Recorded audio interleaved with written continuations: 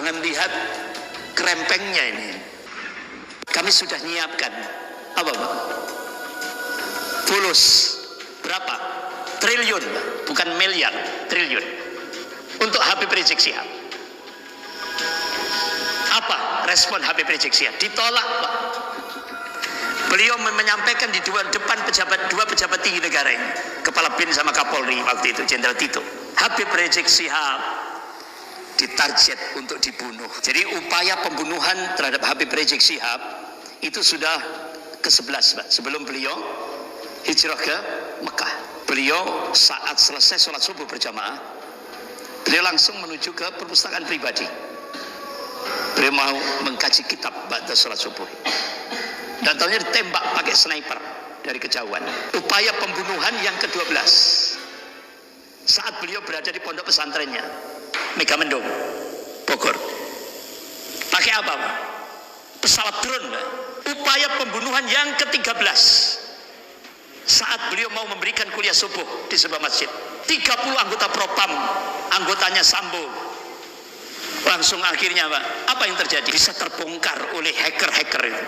Itu pembicaraan WhatsApp Kapolda Metro Jaya sebelum pembunuhan dan pembantaian 6 laskar FPI itu tersadap Pak, dan itu diungkap di publik. Jadi pembunuhan 6 laskar itu berencana. Sebenarnya targetnya untuk membunuh Habib Rizik Syihab. Nah, Habib Rizik Syihab itu sudah mengungkap mafia kejahatan di negara ini. 2014 beliau sudah ngomong Pak. Tapi umat Islam tidak mengindahkan. Jadi ketika Habib Rizik mengungkap tentang 30 indikasi kebangkitan PKI di Indonesia, PKI gaya baru, ya kan, di Indonesia pasca reformasi itu benar-benar mendapatkan apresiasi dari jenderal-jenderal purnawirawan angkatan darat yang hadir pada saat itu. PKI, kader-kader komunis yang duduk di pemerintahan itu sekarang ngakunya saya Pancasila, saya NKRI. Maling teriak maling. 9 naga ini sudah punya roadmap, ya kan? Sampai 2024 sudah rapi sekali. Satu-satunya orang yang paling ditakuti oleh Cina dan 9 naga atau oligarki itu adalah Habib Rizik Syihab. Jadi pembunuhan 6 laskar FPI dengan pembunuhan 6 jenderal angkatan darat sama Pak, sama, hampir mirip. Habib Rizik Syihab itu kan ingin menyelamatkan NKRI, tapi diperlakukan seperti penjahat. Berarti kita berada di negeri yang dikuasai. Jadi Pak Amin Rais sebelum meninggal dunia, beliau sudah memberikan wasiat, tolong Bapak Presiden segera putar haluan. Ulama sudah memproklamasikan untuk menyelamatkan NKRI ini tidak ada lain dengan jihad fisabilillah. Makanya tunggu komando. Terlebih, penggunaan buzzer untuk tujuan tertentu masih marak dan kerap kali mengundang perdebatan, terutama mengenai cara kerja buzzer. Itu memang mirip-mirip ya. Kalau sekarang gerilya di Indonesia itu lewat buzzer. Kalau di sana, di Turki pada saat itu ya kemenangan orang-orang Islam itu diantaranya lewat pengajian yang rutin terus begitu. Makanya kalau di RRC atau di Hong Kong itu sholat Jumat saja tidak boleh berjamaah. Seperti di Hui People School yang pernah saya kunjungi, itu masjidnya besar. Untuk pemerintah bisa masuk ke Hui People School itu, karena Hui People School itu ada sekolah Islam, sekolah Muslim termahal dan digandrungi masyarakat. Dari manapun masyarakat ingin masuk, pasti ke sekolah itu dulu. Nah, pemerintah itu tidak bisa masuk, tetapi setelah politik membantu, ada bantuan kayak di Indonesia itu seperti BOS gitu, bantuan operasional sekolah gitu. Begitu masuk, barulah pemerintah masuk ikut menata dan keluarlah aturan tidak boleh ada salat Jumat berjamaah. Kalau salat boleh, dan pelajaran agama Islam di kelas-kelas di Cina itu, di negara Cina itu tidak, walaupun itu sekolah Muslim, hanya menyediakan perpustakaan saja. Di situ ada buku-buku Islam. Hanya itu yang diperkenankan setelah pemerintahan masuk. Nah, sekarang kekuatan di Indonesia itu diganggunya itu oleh buzzer.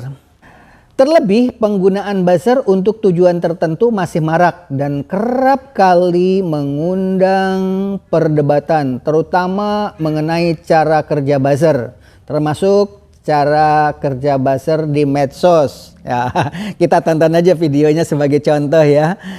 Seperti Pak Ade Armando, Abu Janda dan kawan-kawan ya, itu diantaranya. Tapi tidak pernah menyebutkan kalau Saifuddin Ibrahim juga termasuk buzzer sebenarnya.